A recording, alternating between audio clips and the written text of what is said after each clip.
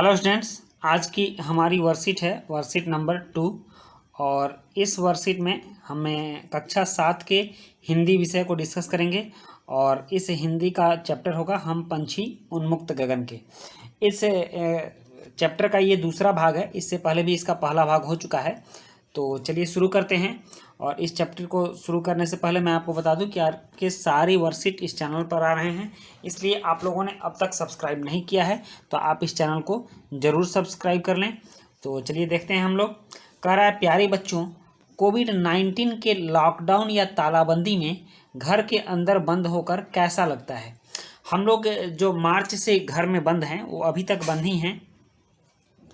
शायद ही कभी हम लोग घर में से बाहर निकलो। अभी तो कुछ ढील दी गई है लॉकडाउन में, लेकिन अप्रैल में जो बंदी थी उस समय घर से बाहर निकलना भी मुश्किल होता था। तो आप अनुमान लगा सकते हैं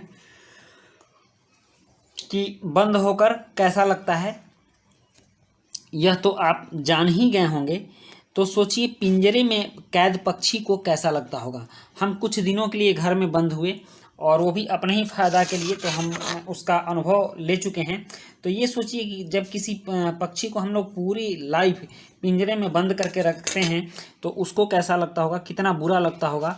वो बाहर की दुनिया को ललचाई नज़र से देखता होगा। वो सोचता होगा कि मैं भी उड़ूँ, मैं भी बाहर घूमूं, मैं भी स्वतंत्र रहूं। तो उसके इस दर्द को, ठीक ना, इस कविता में कह रहा है कि आइए इसी बारे में जानते हुए कविता हम पंछी उन्मुक्त गगन के। उन्मुक्त का मतलब होता है खुला, ठीक। गगन मतलब आसमान। तो कह रहा है कि हम जो पक्षी हैं ये खुले आसमान के हैं, ठीक ना। हम पिंजरे में बंद रहने वाले पक्षी नहीं हैं। तो इसका दूसरा भाग पढ़ते हैं।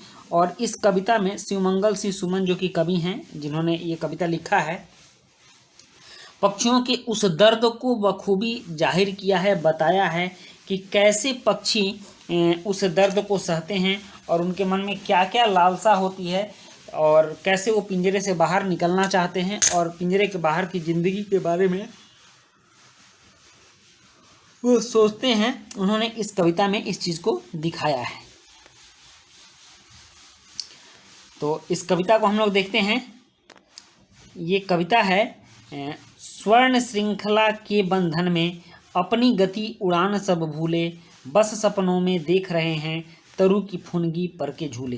पहले इसके शब्दार्थ को समझ लेते हैं। स्वर्ण, स्वर्ण का मतलब होता है सोना, और श्रृंखला मतलब कड़ी। सोने की कड़ी, सोने की जंजीरों में बंधे हुए, ठीक ना। अपनी गति, हम अपनी गति भूल चुके हैं, कितना तेज हम उड़ते हैं इसको भूल गए। उड़ान भूल गए, कैसे उड़ा जाता है इस चीज़ को भी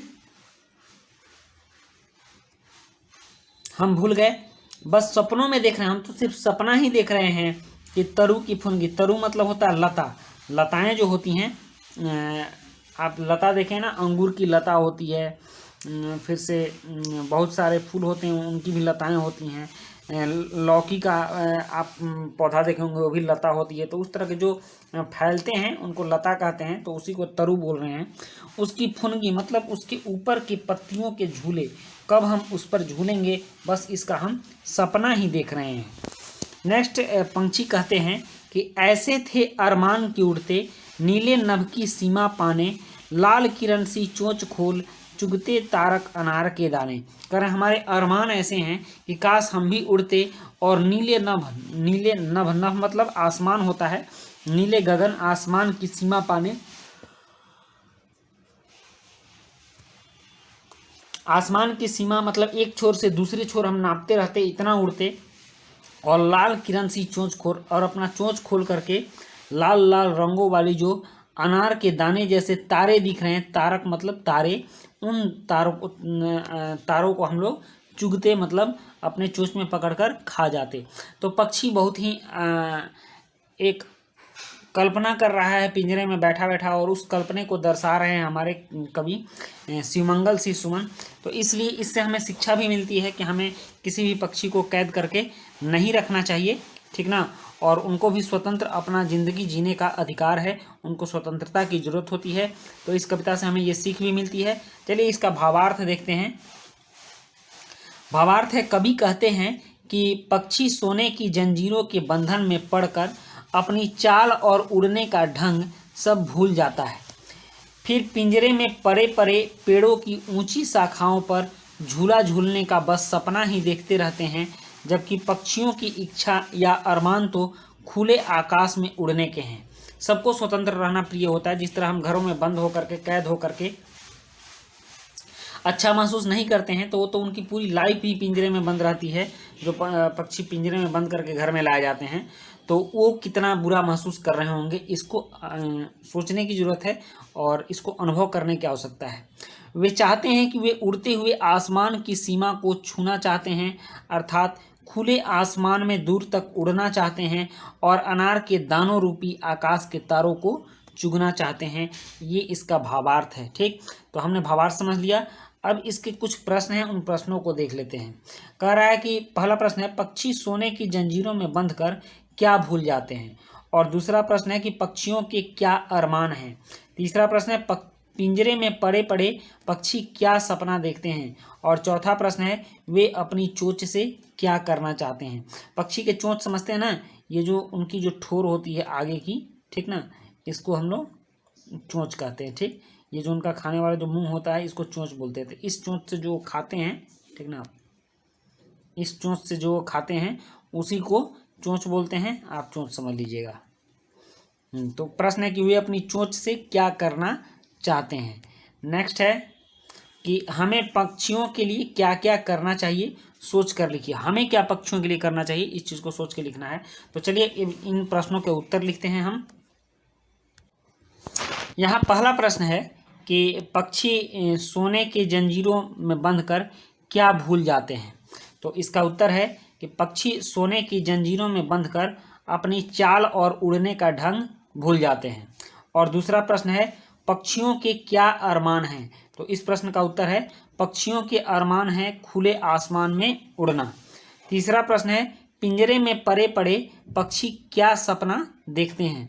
इसके उत्तर को भी हम देखते हैं। तो तीसरे प्रश्न का उत्तर है, पिंजरे में बंद पक्षियों के सपने हैं उड़ते आसमान की सीमा को छूना और अनार के दानों रूपी आकाश के तारों को चुगना चाहते हैं। ठीक, यहाँ चाहते हैं को आप ख़त्म कर दीजिए। इसका जो सेंटेंस है वो यहीं पे समाप्त हो जाना चाहिए, इसलिए हम लोग इसको डिलीट ही कर दें तो अच्छा रहेगा। चुगना, बस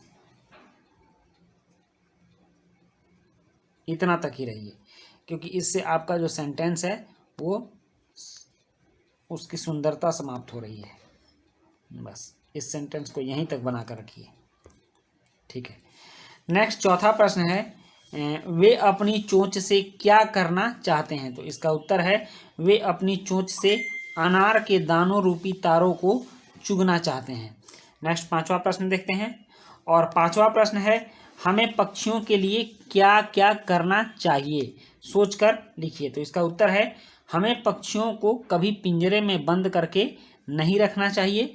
अपने अपने घरों की छत पर पक्षियों के लिए अनाज के दाने तथा पानी रखना चाहिए। तो इस तरह से आपकी हिंदी की जो वर्कशीट है, ये वर्कशीट नंबर 2 ये समाप्त हुई। और हम लोग मिलते हैं नेक्स्ट वर्कशीट में। तब तक के लिए सभी बच्चों को गुड बाय।